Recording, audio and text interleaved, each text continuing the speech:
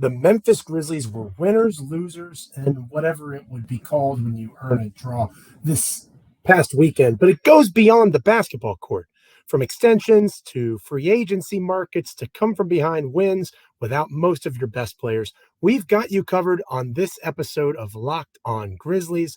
Let's go ahead and lock in. You are Locked On Grizzlies, your daily Memphis Grizzlies podcast, part of the Locked On Podcast Network. Your team every day.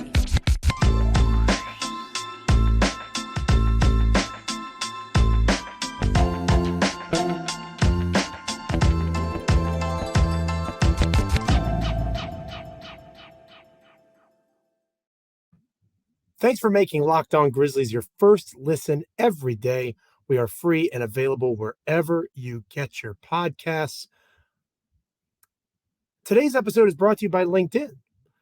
LinkedIn Jobs help you find qualified candidates you want to talk to faster. Post your job for free at linkedin.com/lockedonnba.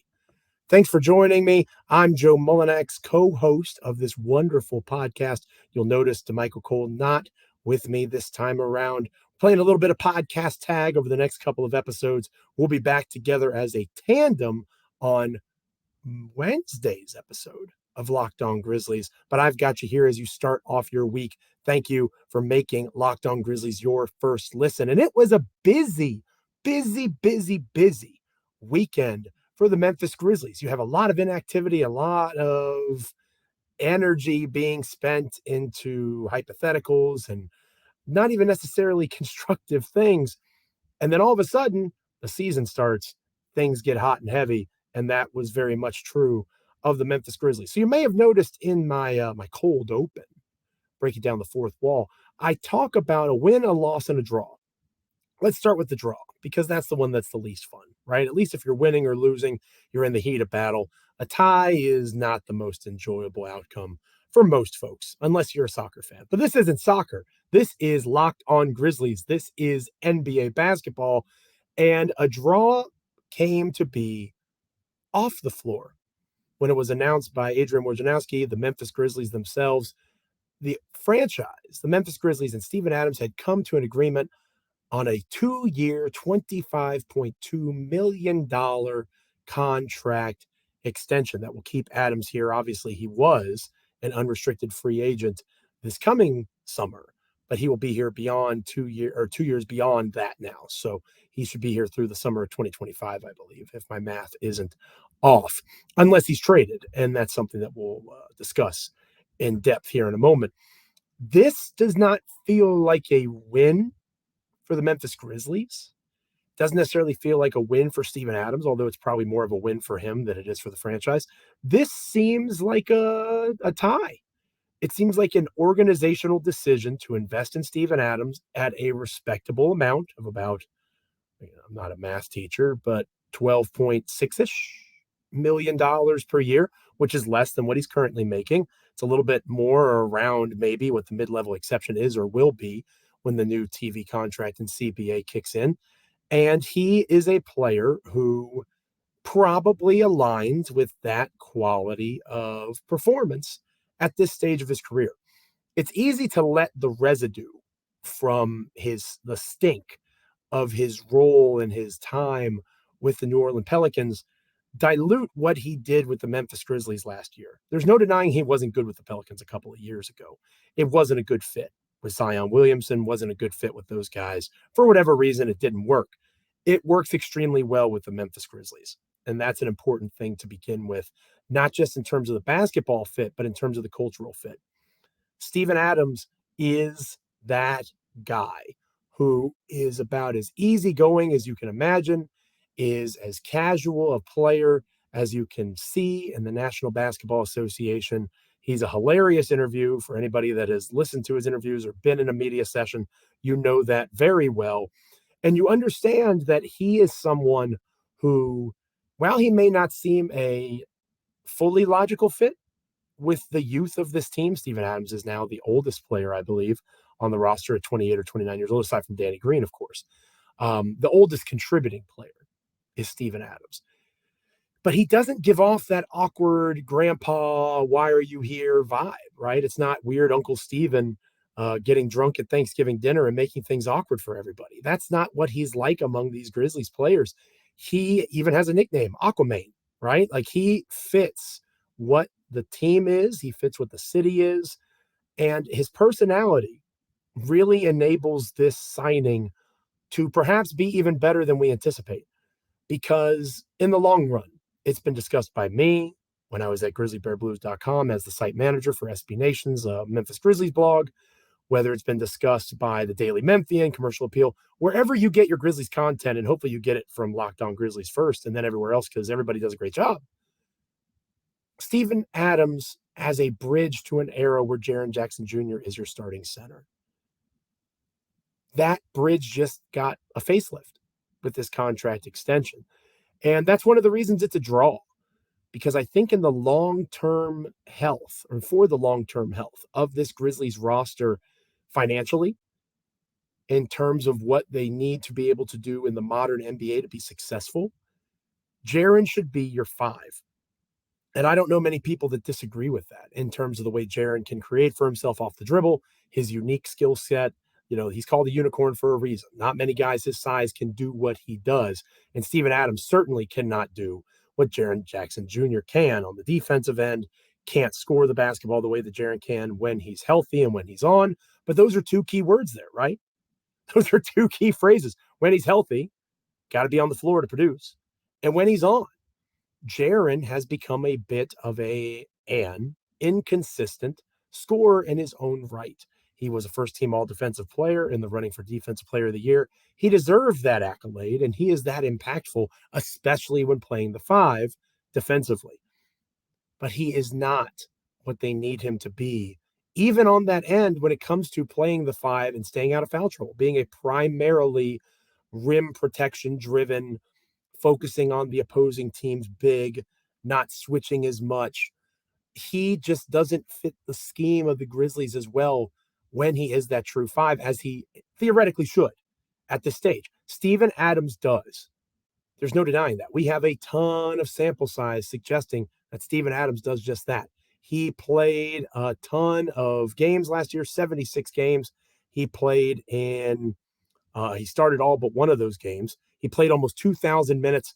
We have seen Steven Adams do what the Grizzlies need him to do in terms of rebounding, in terms of passing. He had his best season as a passer in the professional ranks last season with the Memphis Grizzlies. He developed a remarkable relationship with Desmond Bane, who we'll talk more about later on in the show.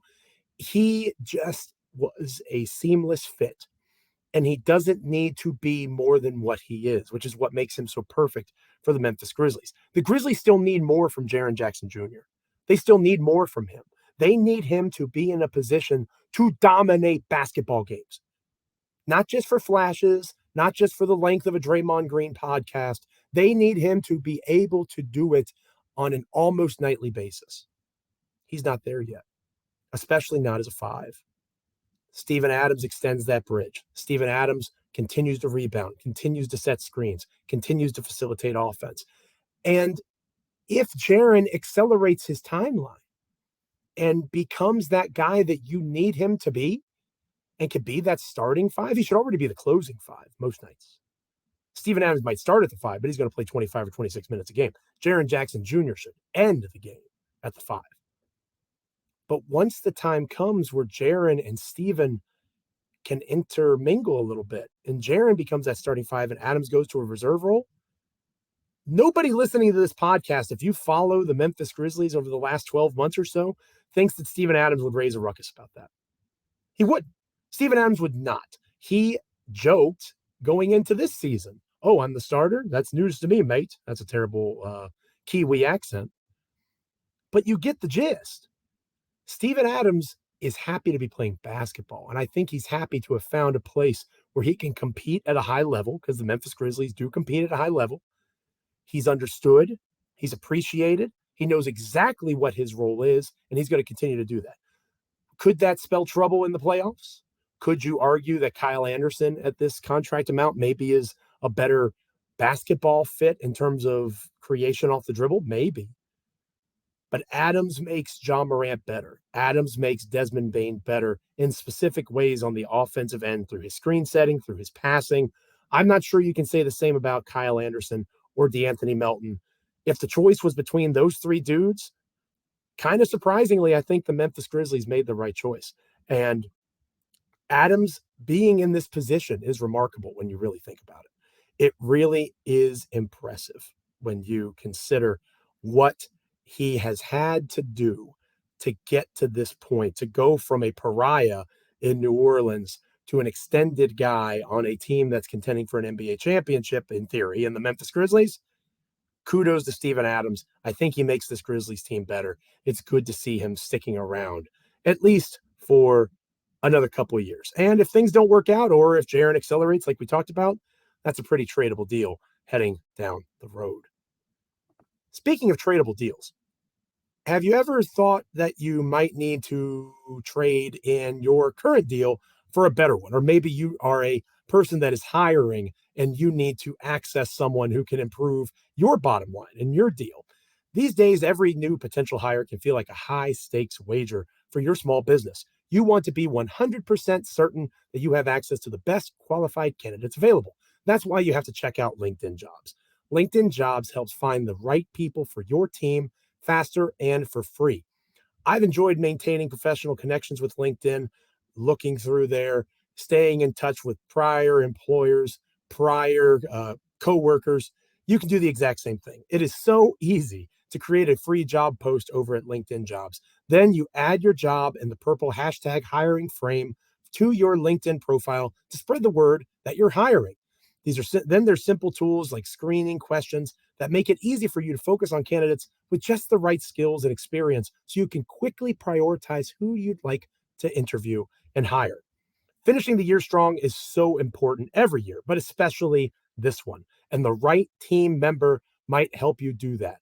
It is why small businesses rate LinkedIn Jobs #1 in delivering quality hires versus leading competitors. LinkedIn Jobs help you find the qualified candidates you want to talk to faster. Post your job for free at linkedin.com/lockedonnba. That's linkedin.com/lockedonnba to post your job for free.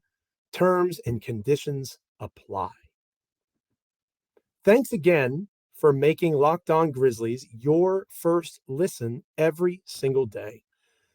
Make sure that you check out the Ultimate Pro Basketball Preview starting October 10th, a 6-episode extravaganza that gets you ready for the NBA season.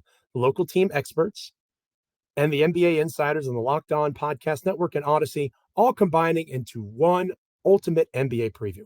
Starting October 10th, search for Ultimate Pro Basketball Preview 2022 on your Odyssey app, YouTube, or wherever you get your podcasts.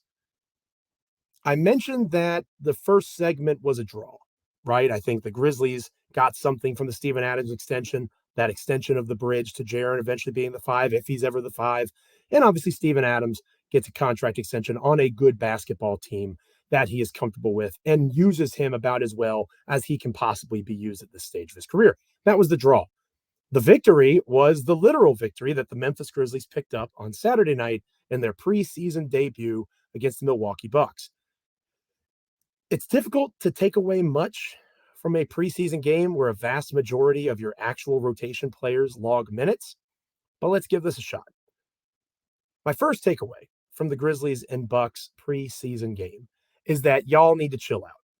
Regardless of what your personal belief is about a rotation player, regardless of whatever bias that you may have from last season, this season, trades, however things have come to be on this roster, to try to reach a conclusion on any of that, or to even go a step back from that and try to say, here's evidence that I'm right. In one preseason basketball game where Ja Morant, Desmond Bane, Jaren Jackson Jr., Dylan Brooks, they don't play, it's a bold strategy. I'm just trying to be honest with you. I don't know that I would do that.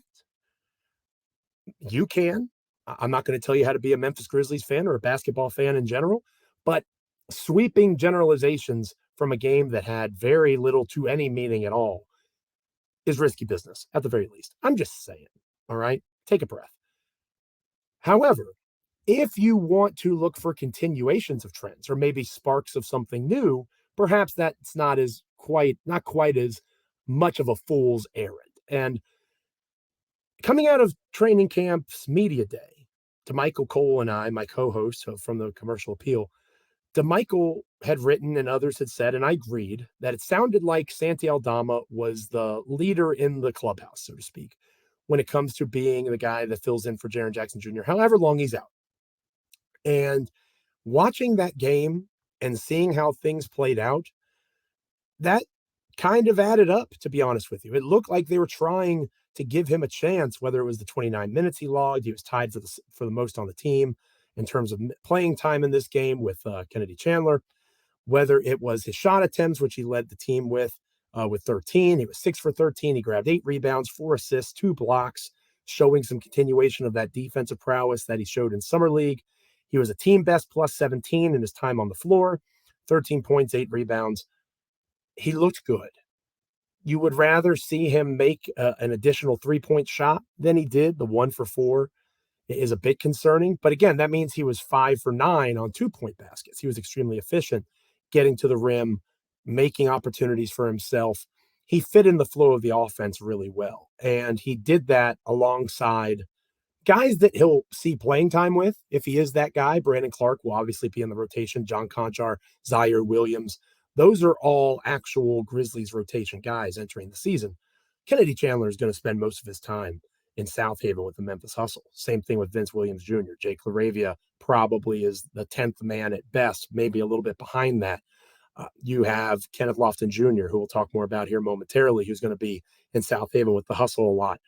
So there are guys that don't necessarily figure into the actual meaningful basketball here in a few weeks, but that doesn't take away from what Santi did in terms of building upon what we have seen improvements with going back to Summer League. So Santi Aldama continued the good vibe tour, right? He's still the leader in the clubhouse. If anything, he extended that lead. I was excited to see John Conchar take some pull-up threes. I don't know about you guys, but it wasn't the carefully curated craft brewery microbrew form of a shot that John Conchar would have taken. And shout out to Keith Parrish of Fast Break Breakfast for paraphrasing him there. The carefully curated looks that Conchar would take, where he would wait very patiently until he was wide open or right within a perfect set. And credit to him. He understands how he fit in the offense. Taylor Jenkins is asking him to be more active, and he took to that. He was 1 for 4 from 3, just like Santi. But at the same time, you need to see his usage go up if he's going to be your 9th man. He has to take more shots. He can't have a lower usage rate on the wing than Steven Adams from the prior segment does as a big that sets a bunch of screens and rebounds. Conchar is never going to be asked to be a leading scorer. That's not the point. He has to be respected as an offensive threat. He can't just be a wing who's going to eat the glass and say funny things and be jitty and people love him because he's a cult hero. He needs to be a productive basketball player on both ends of the floor, and we saw greater evidence of that. Again, 2 steals, 2 blocks, 4 stocks, as people like to say. He was active. He did a lot of different things well, and he only played 20 minutes. That's somebody that you really look to and you want to continue to see how he's going to fit, especially once the main rotation guys are actively participating more. Another main takeaway for me, probably the last one actually, Kenny Lofton Jr. Everybody loves this kid, and that's great. You should love this kid. He's got a great story. He looks like he's going to fit the part of another redemption tale told in the city of Memphis. Whatever gods may be, bless him. He looks like young Zebo, and I think that's a major reason why so many people love him. I'm just going to need you, yes, you, to take a breath and let this kid develop his game. It's okay to be excited about him. I think that he will be another example of this Grizzlies front office taking someone that was pretty clearly good at basketball, and for the reasons of his look, his frame, however you want to describe it, teams did not want him. I refuse to believe there were 60 dudes better in this recent NBA draft than Kenneth Lofton Jr. It's not possible. It's not true. The Grizzlies didn't overthink it. They took advantage of the system once again. However, That doesn't mean that he should be the starter on opening night. And that doesn't mean that he should supplant one of those first round picks right away after one preseason game and what he did in Summer League in the rotation. That is not how this works. It's okay to be excited about that guy. Lofton Jr. looks like another steal, somebody who could very well be converted to a main roster spot. Killian Tilly doesn't seem to be longed for this Grizzlies world. All right. If something happens there and another domino falls beyond that, Lofton Jr. makes a ton of sense to take that spot. Let the young man breathe. Let him develop. Let's see him do that for a full season down with the Memphis Hustle in South Haven. And by the way, what a blast that team's going to be to watch, right? That's one of the cool things about these 5 rookies coming in. A lot of those guys, even the first round picks, figure to get some decent playing time down at South Haven. So get some tickets. They're not paying me. This isn't an advertisement, but if I lived in Memphis, I would be going and watching some G League basketball because I think that you're going to see some dudes that are going to be in the rotation in the next year or two getting significant run in the G League this coming season. And Kenny Lofton Jr. is a piece of that puzzle. Don't make him more than what he is. Let him develop and find his fit over time. But it was good to see the Grizzlies win. It was good to see this team not lose a Steven Adams deal. I think it's a combination of a draw. They did take an L this weekend, though, but not in the way that you would imagine. And I'll get to that here in a moment. But speaking of L's, hopefully if you're a gambler, you didn't take too many losses over the college football and NFL slate this past weekend. And if you did, you probably didn't make betonline.net your number one source for football betting information, as you should, this entire season. And the same thing with the NBA coming up as their season gets underway. Find all of the latest player developments. Find all of the news, stats, any kind of information that you could possibly want about various parts of player development, in-depth articles, analysis on every game at betonline.net. And as always, BetOnline remains your continued source for all your sport wagering information with live betting and up-to-the-minute scores for every sport out there. The fastest and easiest way to check in on all of your favorite games and events, including the NBA, Major League Baseball, NFL, MMA, boxing, golf, all of the above. Head to betonline.net or use your mobile device to learn more. Bet online, where the game starts. So where did the loss come in? Where did the L get taken this weekend? The Grizzlies won a game. Yay.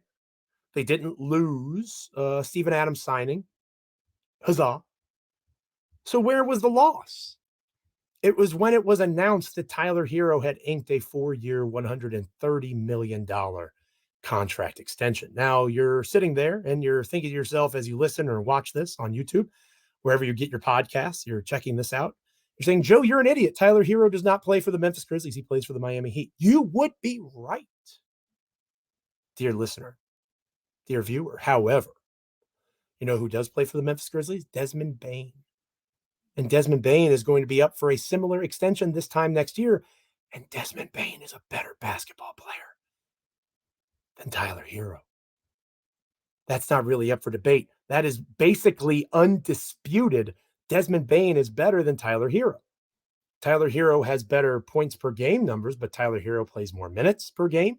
Tyler Hero takes more shots per game, or per 100 possessions. He takes 26.1 shots, whereas Desmond Bane, takes 23.2.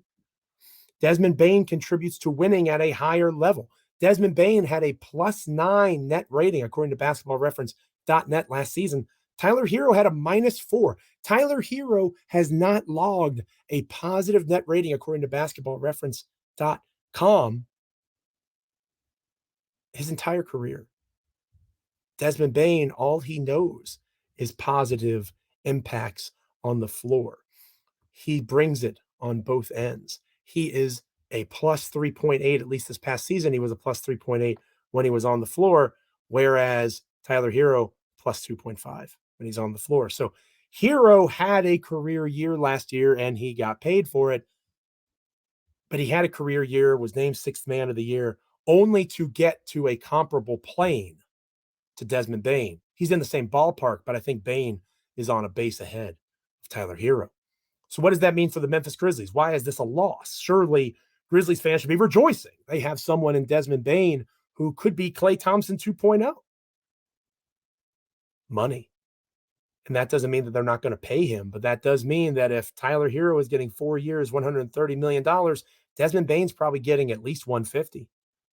And that is as of right now. If Bane does not take another leap, if Bane becomes an all-star caliber player, if Bane does indeed win most improved player this coming season, if Bane can find a way alongside Ja Morant and eventually Jaren Jackson Jr. and the like to get this Grizzlies team to a Western Conference Finals, or heaven forbid, the NBA Finals, there is an avenue, a lane where Desmond Bane is getting a max contract. Now, I'm not ready to sign that deal just yet. I want to make that clear. And I love Desmond Bane. You follow me on Twitter, you follow my work at GBB. Nobody likes Desmond Bane more than me. I challenge anyone in the comments on Twitter. Tell me, Joe Mullinax right there, at Joe Mullinax, tell me you love Desmond Bane more than me. It's not true. It is a fallacy. It is not accurate. I am a Desmond Bane guy, and I always have been. However, the max seems like a lot in this moment. Not saying that he can't earn it. I'm saying that if Tyler Hero is worth 4 years, $130 million, the price for Desmond Bane is probably 4 years, $150 million. And if that does indeed happen, you're continuing to push closer to the luxury tax, which the Memphis Grizzlies, to the best of my knowledge, have never actually paid. Understandably so. Memphis is the smallest market, or one of the smallest markets, in the entire National Basketball Association and all of professional sports. It would be a challenge to pay the luxury tax and expect a return on your investment, at least in terms of dollars and cents. But thankfully, Robert Pera, according to Forbes, has recently been named the 4th most wealthy owner in all of sports. I think his projected net worth is over $17 billion right now. Mr. Pera may not care so much about the luxury tax, not as much as previous ownership, not as much as previous front offices and all the folks that were responsible for bringing the Grizzlies to Memphis from Vancouver. It's very possible that this Grizzlies team will be comfortable paying the luxury tax in the next year or two as they contend for NBA championships. I would even say it's probable at this point.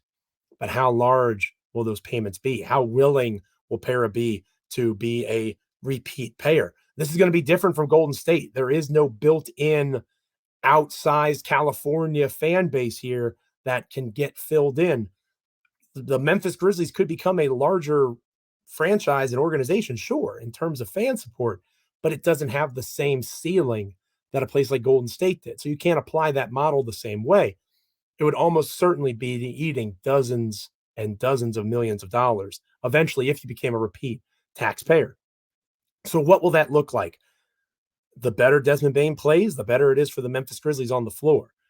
But the cap sheet is going to get tighter. And now you're talking about Brandon Clark extensions. If Steven Adams is getting the amount of money that he did from the Grizzlies, Brandon Clark's getting more late, folks. He's getting more. He is getting more than what Steven Adams did. Dillon Brooks should be licking his chops seeing what Tyler Hero just made.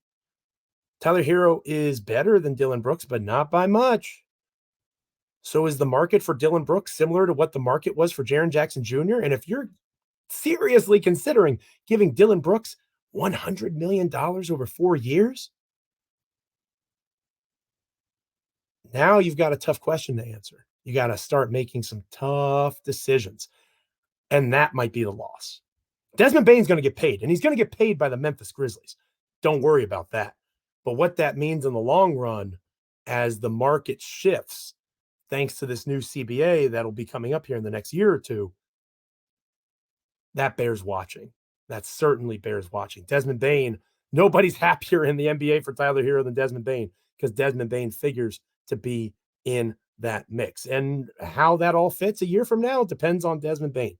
It'll be on him to take that leap. But the good news for Bane, he's done it throughout his basketball career. He just has to do it one more time, and generational wealth is around the corner.